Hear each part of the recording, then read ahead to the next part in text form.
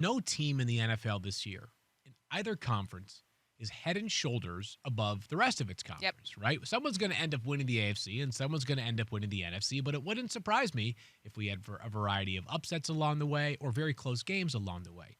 But let's focus in on the NFC right now. As things stand, the Packers can clinch the number one seed in the NFC with a win on Sunday night, plus a Cowboys loss against the Cardinals earlier in the day, which at least seems possible.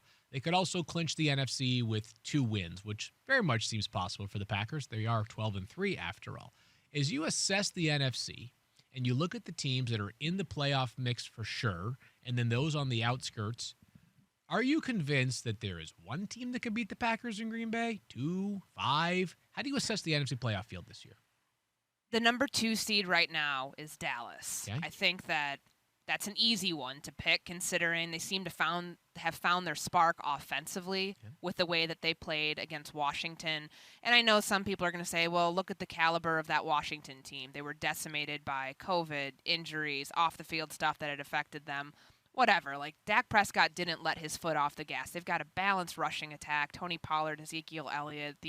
Their receivers have finally learned to, CeeDee Lamb catch the ball, all things like that. Like, it's all coming alive for them at the right time, on top of the fact that they have a defense that's predicated off of turnovers and have done a lot with that this year, and their special teams are pretty good. So, balanced team, yeah, of course that they're going to be at the top of my list. I'd be remiss to say I have to throw the Tampa Bay Buccaneers in there, considering what they did last year in that game at Lambeau Field in the NFC Championship game en route to their own Super Bowl, 31-26 win over Aaron Rodgers and the Green Bay Packers. Yeah, they're down right now. Mike Evans, they don't have Chris Godwin anymore because he tore his ACL and is out for the year. But Antonio Brown's back. He had a really good game in his, first game back from suspension against the Carolina Panthers. Leonard Fournette will be back too.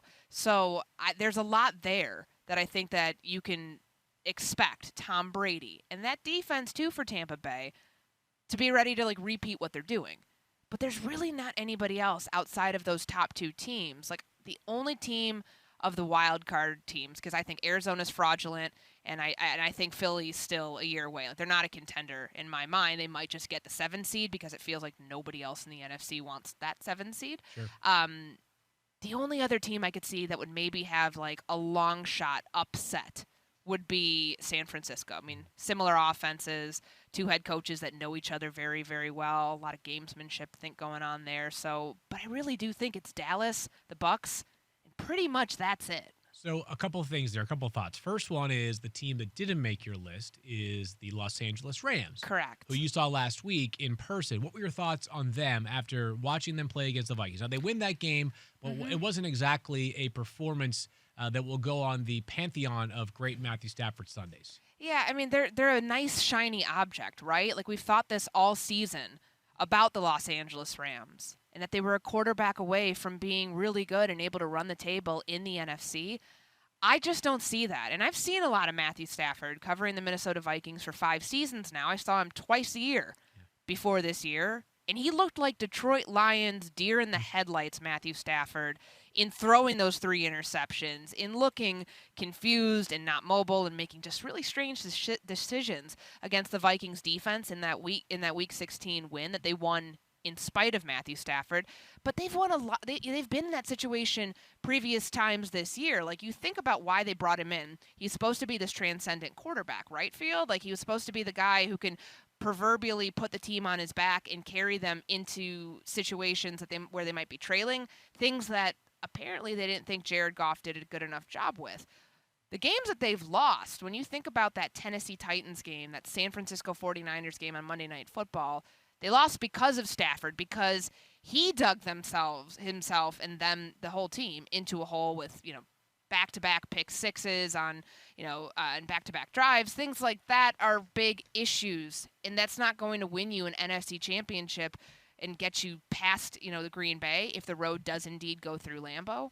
I think that they are starting to hit maybe a little bit of a wall there offensively. They didn't look like the group that we saw beat the Cardinals a couple weeks ago and look explosive offensively and defensively. Yeah, the Packers did beat the Rams once earlier this year at Lambeau Field. Yes. It was 36-28. Matthew Stafford, for those that care about career records, is 3-8 lifetime at Lambeau Field. Obviously, every game but one came with the Detroit Lions, who were a downtrodden franchise for a significant portion of Matthew Stafford's career as well. I thought the 49ers pick was an interesting one, and I kind of agree with it, Courtney. And here's part of the reason why. Is in terms of what they do really well is like when they're running the football effectively, they basically just like nuke whatever defensive momentum you have. They just find a way to make the game so slow and take away some of your best players on defense, which are your pass rushers and oftentimes, and then oftentimes as well, your cover cornerbacks. Well, if you're running the football 45 times in a game, like San Francisco legitimately can, like that can really slow things down and also take away the impact of your top pass rushers, like Zadarius Smith if he's back healthy on the field, and Preston Smith, and Rashawn Gary for Green Bay. But then beyond that, is there something to be said about a team that's going to go into the playoffs as the 6th or 7th seed? There's a different level of pressure, right? Because there is a pressure cooker surrounding Los Angeles this year because they went effectively all in. Remember, the Rams Twitter account themselves, after they traded for Von Miller, used the GIF, the old push the chips in the middle of the table GIF, right? Like, that is a testament to how much pressure is on Los Angeles this year, that like every game is going to feel like the Super Bowl once the Rams get there. There's a different mentality the 49ers are playing with this year, right? They're going to be a wild card team if they make the playoffs, and they're going to be one of those teams that has that sort of plays into the cliche of like nobody wants to face them.